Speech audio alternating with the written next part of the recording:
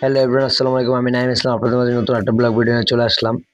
এখন বাজে রাত ৯টা। এর ভিতরে আমার ওয়াইফ বলতেছে যে সে সি ফুড খাবে, তা সেজন্য চলে আসলাম কলাতলি পয়েন্টে সি ফুডের উদ্দেশ্য নিয়ে।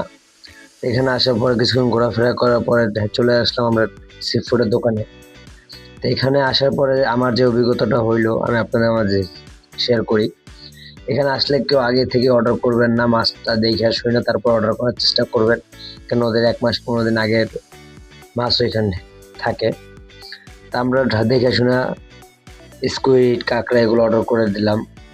যে আমাদের এগুলো আসতেছিল, আমি এর মাঝে একটা ভিডিও শুট নিয়ে ফেললাম। আর মেয়ের আম্মু ওয়েট করতেছিল কখন আসবে। এর ভিতরে চলে আসলো, তার খাওয়া দাওয়া হলো।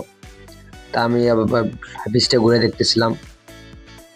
হাবিসটা ঘোরার পরে মেয়ের আম্মু আবার বললো যে কানের দুল কিনি। তা মেয়ের আম্মু কানের দুল কিনবে, আমার মেয়ে কিনবে, এটা কি কখনো হইতে পারে? আমার মেয়েও একটা চয়েস করে ফেললো, তার এটা লাগবেই। মেয়ের চয়েসটা অনেকটাই সুন্দর। আমার মেয়ের জন্য সবাই দোয়া করবেন, মাশাআল্লাহ লিখে দেবেন কমেন্ট বক্সে।